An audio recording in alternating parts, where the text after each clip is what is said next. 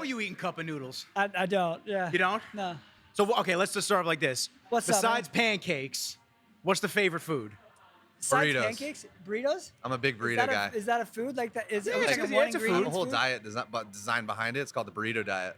I think you can fit everything into a burrito. And you like the vessel. Yeah, it's a good vessel. It's pretty accurate. I mean, you can literally get everything into a burrito, but what are the fillings like? Like, what are you doing? Egg got in there, you got burritos? sour Okay, if you were to cream? ask me what's your favorite food, I would say breakfast. And most people were like, that's not a type of food. I'm like, it's a time of food. It's a style of food. It has to be. All right, so you're hitting the breakfast burritos. Yeah, I'm a big breakfast guy. All right, so we got the breakfast burrito. Yeah, I'd probably say like Sour Patch watermelons or maybe Sour Patch peaches. That's been my Hey, lately big candy go-to. guy, this guy. I saw you ripping them on the mountain every time you go snowboarding. Yeah, dude, SPK for life. Which, speaking of snowboarding, Yep. fresh, just came back from Japan. Just came back from Japan. Japan looked amazing. It was incredible. I'm very jealous.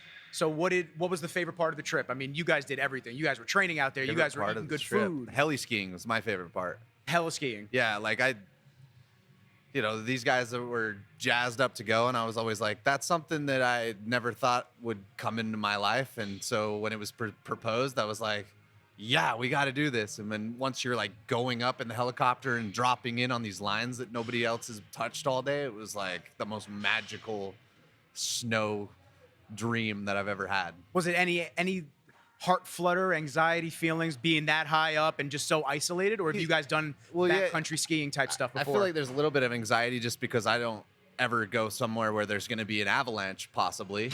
So there's like the risk factor goes up a lot. So that's a little bit of nerves, but for the most part, you're going down these different places where there's like crevasses and different places where you can like mess yourself up. So you got to be very alert. Yeah, I think just alert.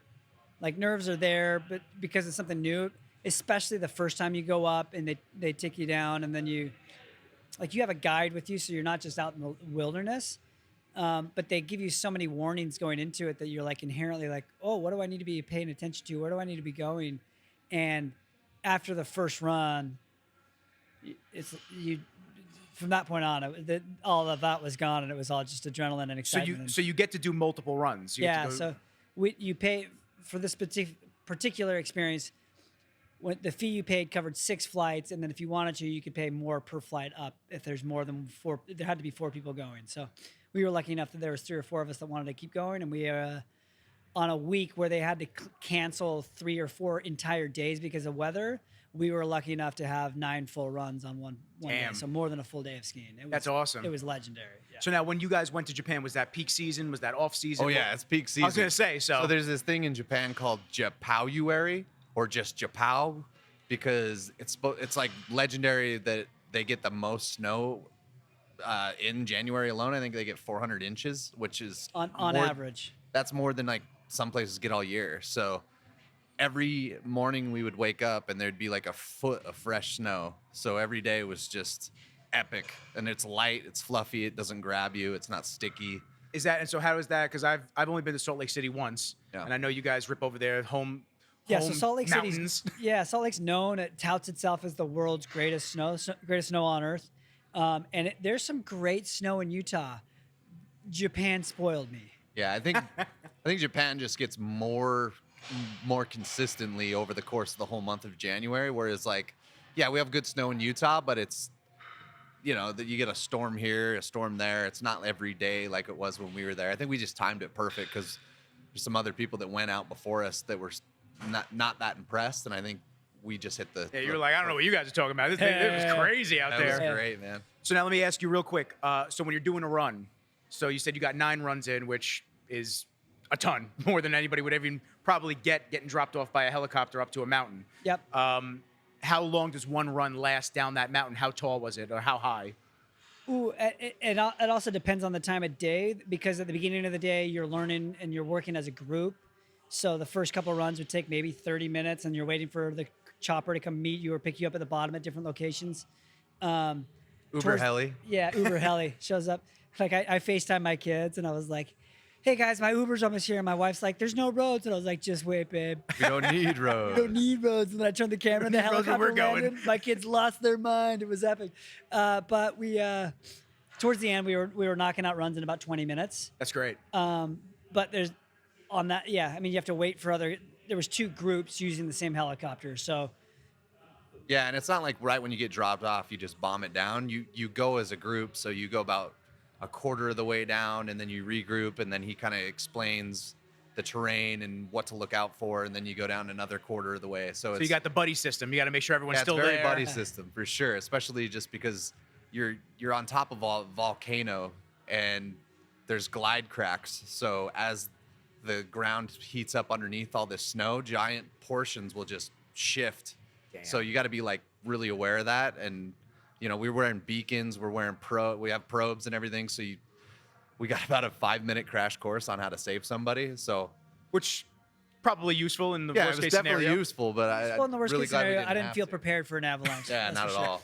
When an avalanche, if an avalanche came, it would be a, you know, where's the OS handle? You know, Yeah, for They sure. showed you a general YouTube video. They're like, here you go. Yeah, 10 minutes. exactly. You're now experts on get in the avalanches. chopper. Let's go. Well, gentlemen, it's amazing to finally get to sit down with you. It's a pleasure, man. I mean, it feels like longer that I've known you guys, but you know, we got linked up a couple years ago when you came to train with Kai Yeah, at we the met, warehouse. We met you in Times Square wearing shorts in the middle of That's January, right. dude. Like My people we know had me. Kai Green doing a first CrossFit workout. Nikki shows up to do his filming, and he's in shorts in the middle of Times Square. I was like, bro, Like 2 degrees. I It's totally forgot that. Rio out That's here. awesome. You Yeah. guys thought that you were good with the cold, right? No, then you came and met this Long yeah. Islander, and it's like, oh, it's Long different. Islander, A little yeah. different out here. He knows what's up. But I mean, it's been amazing to watch you guys continue to fire on all cylinders, produce amazing content, touch lives, start an amazing supplement company, which is super exciting, which I want to touch on. Podium, so cool. Thanks, and man. I think just be good human beings, because it's all vibes when it comes down to it. I tell everybody that. There's a lot of people that I want to talk to, sit down, just hear about their lives and what they got going on and what their journey to where they are currently has been like. But if they're not good people and the energy isn't there, it's not worth it. So Yeah, man. I hope the reciprocation is there. I've always loved being around 100%. you guys, for real. I do want to get into how you guys first started. I know we were talking a little bit before at breakfast, and I said the big thing for me is you guys are filmmakers at heart and fitness enthusiasts as well. So what came first? Was it the fitness or was it the filmmaking? Like, how did you guys embark on the journey of Buttery Bros? Of Buttery Bros. Yeah, I mean, well, I you mean- could start at the fitness point, you could start at the filmmaking point, and then what kind of brought you guys together? I was interested in doing videos and making content before I got into CrossFit and before I was into fitness. I got into it in middle school, and that eventually led to doing it in high school. And then I was fortunate enough to get a scholarship to play football, and it also had a film program at the college I went to. And honestly, like, that was more of my focus, really, was the video production and filming. And I did like all of our high school or our college football highlight videos and everything like that. What music did you use? Copyrighted music. Yeah, Talking like huge advantage. AC/DC Huge or- advantage. Yeah. Make some The videos Banger were bangers. Bangers was Yeah. a bit 90s rock, you know? So I didn't really know. I didn't think that after I was done with football that I was going to be wanting to do any more fitness type stuff. I wanted to stay in shape, but that was before I even really delved into CrossFit. And that's when I met Heber. It was like right after I graduated college. He was at a local competition, and we got to link up and kind of trade footage. And he gave me like a media pass, and I could see that he was already kicking off doing a lot of content for CrossFit. And around that time was when we, you know, the sport was starting to really become a thing, and when ESPN was like interested in doing shows like that. And we did a pilot episode in 2011, I think, at a regional, and that got greenlit for 12 episodes that we needed to produce by the fall. And Heber was currently living in Santa Cruz, and they were trying to recruit a whole team of people to build a media team out there. And that's kind of like when the timing was perfect to kind of take the full plunge, move from Salt Lake City to Santa Cruz and start like the media department for CrossFit in the early days. And yeah, that's kind of how I started. I don't know if you want to start how you. Sure, man. My journey's been a long journey, and I don't know which came first because So my older brother was making like high school sketches, so like little web shorts, if you consider that now, but it was the late '80s, so very different. And the movie that had just come out was Back to the Future, and so one of his sketches was he was like, "I'm a really cool senior. How did I get so cool?" And he went back to the future, and I played the younger version of himself. Okay. And that was my first experience with filmmaking and seeing cameras, and I fell in love with the process. And then like A star was born. yeah, Star Wars. A couple of years later, I was editing from like VHS tape to VHS tape, and like learning how to make skate videos to Stone Temple Pilots, and at the same time, simultaneously, I've always had this love and fascination with movies. I grew up like every Friday night rewatching old VHS tapes of movies and going to Blockbuster and taking forever to figure out which one you're going to rent for the weekend. And one of my favorites was always Rocky 3 and 4, right? Like one of the epic movies of that genre and era. And from that, I also fell in love with fitness. And I had another favorite movie called Running Brave about Billy Mills, who was an old Indian marathon runner. And so I loved running. I loved training. I used to like do sit-ups on my bunk beds at night. I'd wrap my feet around the ladder and do sit-ups there. Because I wanted to train like Rocky and all these other guys. And so movies inspired my fitness, and fitness eventually came full circle after I graduated. I was graduating college, and I found CrossFit, fell in love with it.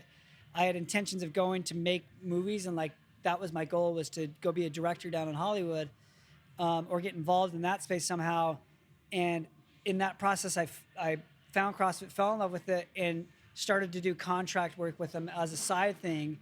And kind of use it as a way to get from Salt Lake City to Santa Cruz, California, because that's closer to LA than Salt Lake. Yeah. And eventually just kept having really cool opportunities with the company of CrossFit. And until, went from doing that pilot that he was talking about, doing live TV shows for ESPN, to directing post-produced shows for ESPN, to then creating 4 feature-length documentaries about the sport of CrossFit for CrossFit, and then leaving them in 2018 and producing 2 more since then on our own, and creating this Buttery Bros channel. So that's like a really long story. Yeah, really, summed the up into abbreviated like version. a minute-long abbreviation. That's amazing. It's I feel like that's some people's careers spanned out into just how would you say, 5-10 years? Sort of. So Of the actual CrossFit to about 10 years, actually. Yeah. So it looks overnight from people that might not know who we are, but I started working for CrossFit in the fall of 2009, and left that company in the fall of 2018. And then we started the Buttery Bros YouTube channel. We shot our first episode January 1, 2019, and put it out on I think the 16th or 18th of that month, somewhere mid-January. What was the first link up between you guys where you decided that it was time to invest the time and resources into YouTube?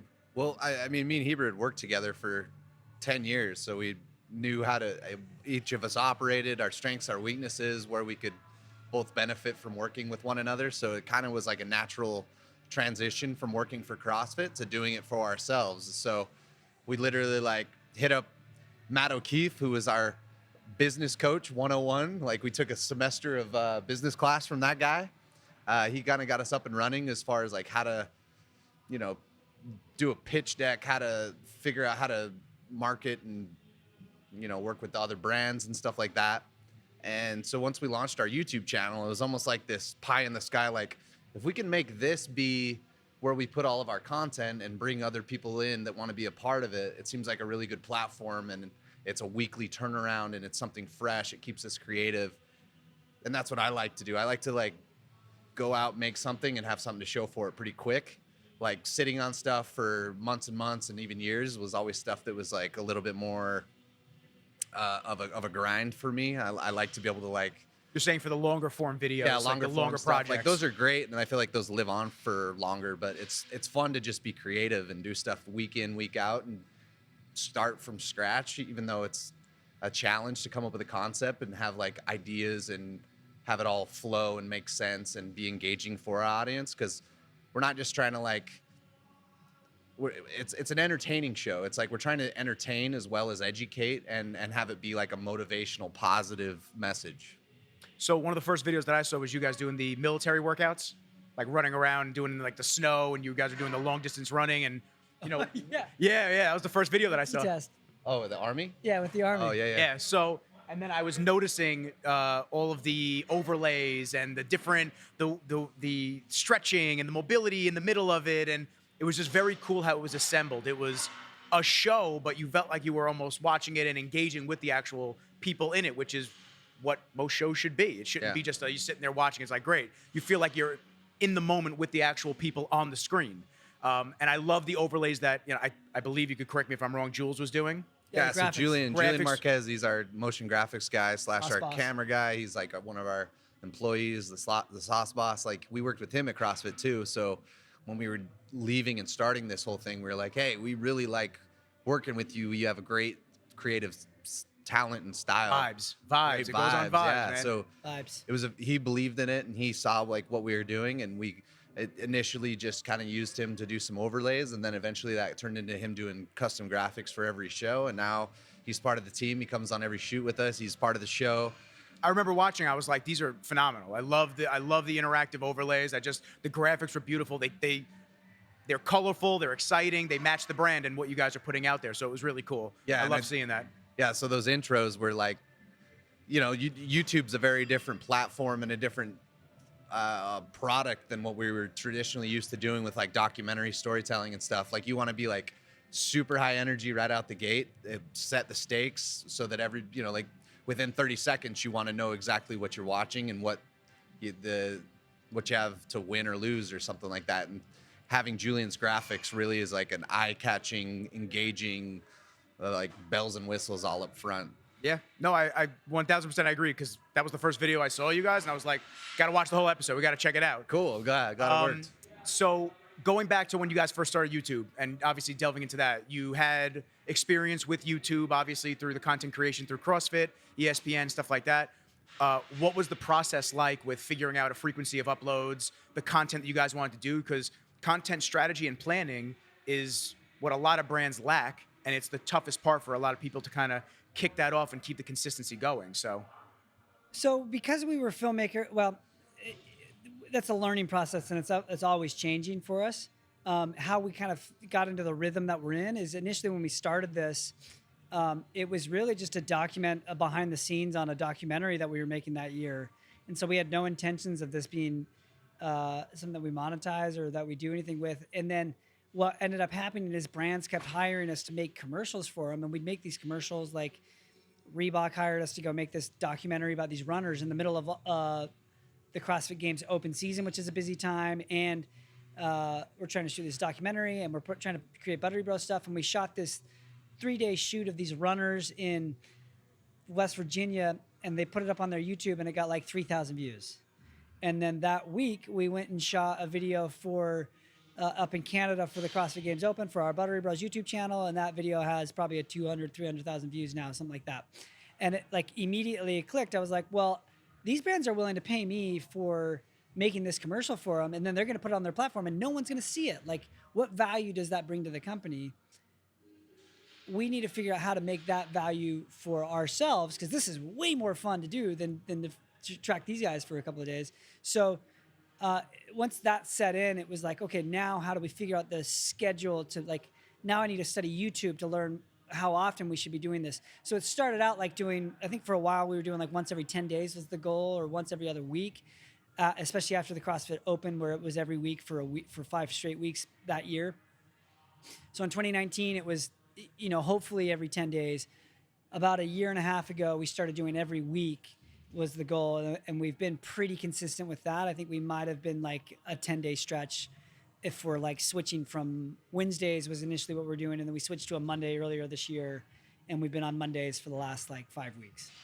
Was it some like research that you guys did that you landed on that day as your best day, or just that was the start of the session for you guys? I mean, it kind of changes. So like, because the CrossFit Open, they announce the workouts on Thursday. We usually either do them Friday or Saturday.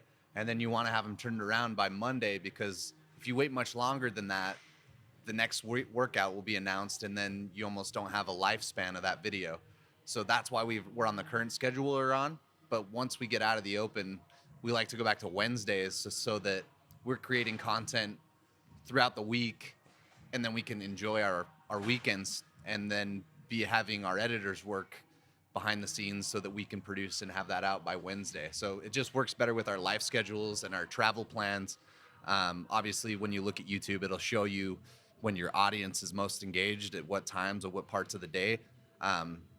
But for us, the combination of both of those things work really well for like Wednesdays in the middle of the week. So when you're working with, because I get it with Rain and we get it with all these expos and shows, it's about creating the content and releasing it while it's still relevant. 100%. Super tough. So I was going to ask you guys, is that usually tough for you guys to kind of quicker, especially when you guys are working more solo-ish, dual, but with yourselves and Jules, and now you've expanded.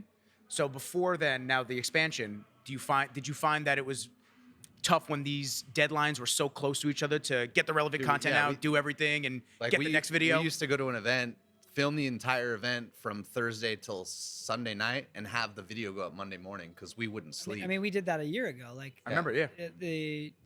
Anytime we're at a big CrossFit event, that's ultimately the goal, because anytime after Monday, like we've done this multiple times where we've basically put out a feature-length documentary less than 24 hours after an event finishes. Because that window of time after an event finishes, that wave is starting to crash. And the later you are on that wave, the less that ride is of that video. And the sooner you can get it up, the bigger it's going to have an impact on the initial algorithm reach on YouTube to then impact its life over the course of the next 3 weeks. So that urgency, that first 24 hours after an event finishes, is massive for us. So I'll lose sleep over that. And I don't mind it so much because then I can get home and I can be there with my kids, as opposed to getting home from being on the road to then having to work to try and get it out, 2 days later, because I'm not really home. I'm just like kind of there as a zombie. So yeah. I almost prefer it. And sometimes it's easier when it's a smaller group of people because you shoot less and you have like very clear defined roles. And then when we bring on, the bigger the team gets, the more stuff can get lost. But we've gotten really good about trying to upload to it's great not having an editor on site because they don't want to experience the event. They just want to work so they can sit in front of a computer and not be distracted. And so utilize like a Frame.io, upload, Yes. have them on standby. Have you guys seen the cloud, the new the cloud software that they're using with Frame.io? Not yet. No. Oh, Really cool, camera to cloud. Oh, So- yeah, I so have seen that. If you have the hotspot or you connect your camera and So it just makes proxies and puts them straight up. goes right in. So then you can upload all the full res media later on, and they can just connect it, and the edit's done. Oh, cool. Super cool. yeah. And super important for you guys with quick turnaround times, deadlines, and once again creating that relevant content. Yeah, like here's a great story for you. We're at the 2020 CrossFit Games. It's we all know what happened that year, so there was very limited access to what's going on there. And we had an agreement with that company that we could go and produce whatever we wanted, but it had to come out the day after competition. And they were not prepared for how quickly we were going to make stuff. So we went in, we're shooting a documentary about that year's CrossFit Games, and every night we would stay up till 4 a.m. finishing our own YouTube video. So the next morning, a 23 to 40 minute video about the previous day's events would go off, and they weren't doing that for their own channels because they're like, oh, no one's here to cover this. We'll have time to milk this media. Yeah, enjoy it, and we'll put the content out over the next couple of months. And there was great relationships in the media the first day. And then the second day, when everyone else realized how hard we were working to get content out, there was awkward tension between like, oh, that's the level, that's the game we're playing right now. Yeah. Okay. And It was like a tit for tat, like They little couldn't dog keep fight. up. They couldn't keep up. They were playing checkers. We were playing chess, I love that. You mentioned family. I love the incorporation of family, especially. It's super important because with what we do, I'm only tip of the iceberg. You guys are really traveling everywhere. It's insane. Like it's the schedules that you guys hold and you keep to the T and able to produce the content.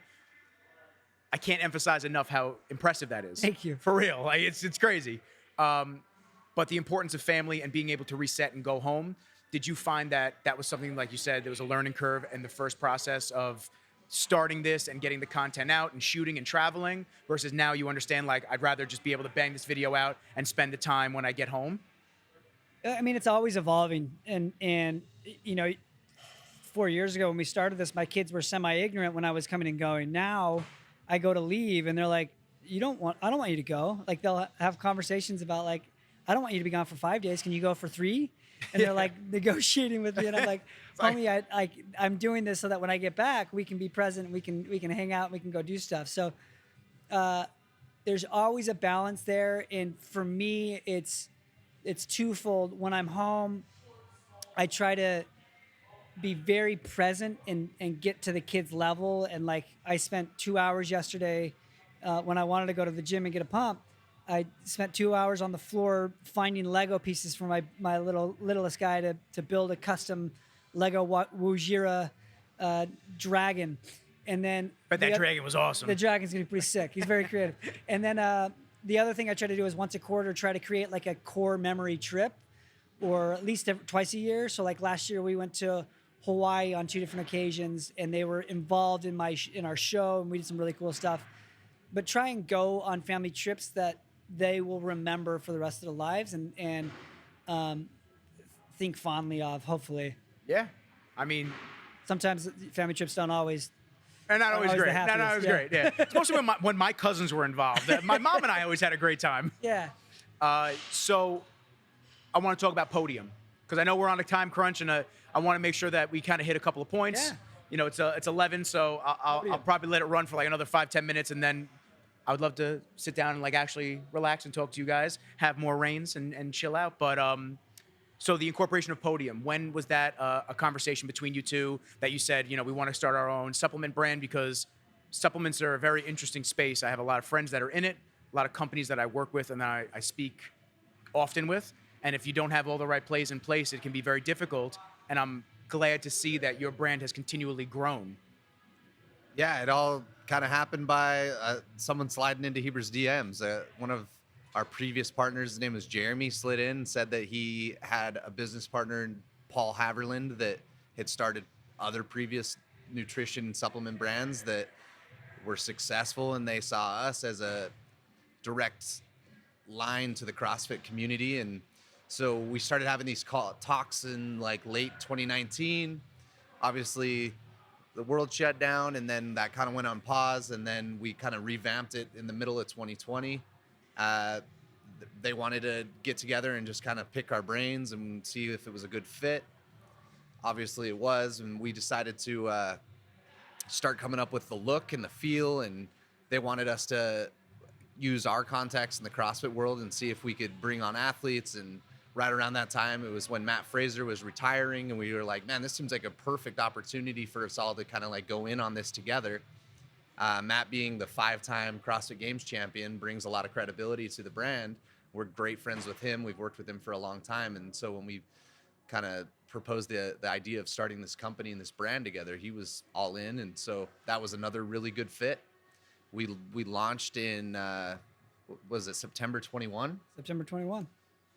Launched in September 21, and we've kind of we hit our 1-year mark not too long ago, and it's been just like a crazy cool learning process and great experience. Like, we get to go do these flavor testings in Atlanta, and it's really cool just to see how the whole process of tasting it, formulating it, to it becoming like coming down the An actual product, a tangible unit. Yeah, coming down the assembly line. And it's just been a really cool entrepreneurial experience for us, and it's something that I'm really stoked that it all happened from just a DM, really. That's amazing. I mean, that also shows the power of social media, networking, and, you know, being a right fit for brands. And they understand the value that you bring to them. You understand the value that they bring to you, and there's just a relationship that's formed on that. It goes right back to it, vibes. Yeah, it's good vibes and everything. And it's authentic for us because we're CrossFitters. We come up in this space. We know all the athletes. We know how the community works. And so we've brought on just recently Brooke Wells, who's, you know, everybody knows her. She's one of the best in the world. We have Emma Lawson, who's like a really like up and coming female that's going to be on the scene for a really long time. Martins Lisi's World's Strongest Man. Let's go. Craig Ritchie, he's out of the UK, content creator. So it's really cool to be able to like lean on him to talk to that audience over there across the pond. Expansion over the pond. Yeah. Yeah. That's great. So. And so who created the name or was it like a conjoined? We got to We, call it we Podium. went back and forth on names. Yeah, we had a long discussion about It's names. really hard to name something because everything already has a name in almost and every that's the brand category. identity right there. That's Right? we're gonna be calling this what it is forever, unless there's a rebrand. Yeah, and what's funny is like we came up with a couple of names prior to this. We even went down, like, we were starting to design logos for an entirely different name, and like before we were finalizing that, we found out like there was another company in supplements that had that same name registered that were launching like 2 weeks later. And so it was like, oh, okay, we got to change this. What do we rechange it to? And so we had a whole bunch of different names, and Podium just fit really well. It's elegant. You understand what it is when you see it and hear it, and the branding looks phenomenal with it. I told you, no gas. I love like no stroking egos. Anything like I love the matte feel. I love the color, especially on the BCAAs or EAAs. It's so cool. It reminds me of the grays that they're doing, like the dolphin grays and the cement grays on all the cars now. I love it. Yeah, it's kind of got like a retro modern feel to it, you know? Because honestly, we originally took a lot of inspiration off of Heber's ski onesie. I was wearing the ski onesie. Shameless plug. Yeah, I was wearing the ski onesie with like a matching suits with my family in a photo, and Paul, the other business partner, saw it and sent it to our design agency. Was like, "What about this look?" And it looks like my ski jacket. It's kind of funny. I did want to ask you guys one question. Ask away. From some of the ones that I got, and then Oh, you got online submitted questions? Is that what we're getting right Yeah. now? Okay. Hit me. Blue. So, do you film men and women in the gym differently? Why and why not? So that's more of like an artistic approach. Do you find that certain, I guess, looks work for men or women, like movements, certain ways of filming? So I would say for us, like starting in CrossFit, one thing I love about that sport, and I loved at the beginning of it, was there's equal pay between men and women in the prize money. So the men winning and the women winning make the same amount. And I would say we worked very hard to make sure that each got equal exposure through our media as well, and probably lean towards more women getting media exposure. And a lot of my most popular videos were talking about like beauty and strength. Like that's literally the title of a YouTube video that got millions of views that we made there. I don't shoot them differently other than to be hyper aware of like not being a creep when you're filming a woman. Super important.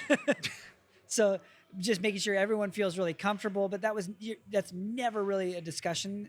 It's just figuring out like, are there angles that are better than others? But really I'm not trying to shoot super tight shots on anything. I'm trying to show like something about CrossFit. I learned this from filmmaking.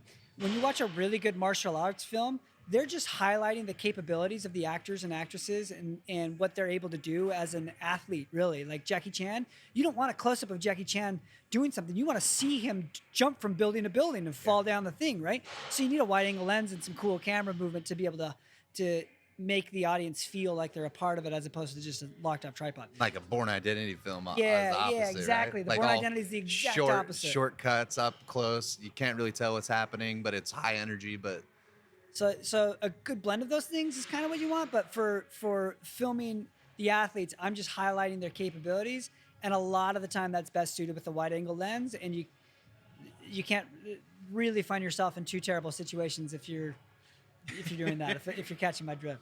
All right, and I guess I'm gonna end off on this. One of my buddies said, "Would you ever consider a rebrand to the Margarine Men?" the Margarine Men. That's funny you ask. There actually is the Margarine Men are out there. Yeah, Really? Noah Olson? Chandler Smith and Noah Olson Yeah. coined the term back in. Both fellow Rain athletes, shameless plug. Yeah. Shout out to the Rain team. They coined the term back Go in get your like storm on. 2019 or something. But those guys are great. Chandler Smith really leans into the character. I love those guys. Yeah, those guys are great. Yeah. On Buttery Bros, and we're going to end on this because I want to be conscious of time and respectful to you guys and Rain. How did you come up with Buttery Bros? Like the name. When we worked together at CrossFit, we would say Buttery all the time just by showing a nice composed clip that we were stoked about. The composition was cool. It's slow motion. Look at this shot, super buttery. It's smooth, right? So we knew that that was something we wanted in our name, just because it was kind of part of our ethos. Yeah, that was the word I was gonna use. I was Yeah. gonna say it's part of our ethos. Our buttery ethos. And so when we were coming up with the name, we were literally sitting in the Intercontinental Hotel, ready to go out to watch the first day of competition at Wadapalooza in Miami, and we're like, buttery what? What are we gonna say? Buttery dudes, buttery Yeah, because we were not boys? only naming like our YouTube channel, it was also our business. So it was like, well, if we do bros, like, what if we hire a female? You know, and like this is like our film production company. So we ended up with, we are all Butter LLC, and DBA is the Buttery Bros. Love that. So I mean, and we're if, official. if ladies come along, we'll just call them the buttery babes. Or the syrup sisters. Buttery Yeah. babes. All right, yo, you heard it here. If we see it at anywhere, you send the checks to these guys. Boys, I really appreciate the sit down. I really appreciate the Thank time. Nikki. Appreciate you having us on, Busy, man. it's my pleasure, for real. Busy weekend ahead. A lot of expo stuff, a lot of CrossFit stuff. Workout tomorrow. It's going to be super cool. You said we may get some strongmen over there? We're trying, yeah. Yeah, we're trying to get some inverted strongmen. Cool. It's going to be awesome. Yeah. Thank you again. For everybody listening, check out the page. Links will be below. Thank you for your time. Peace.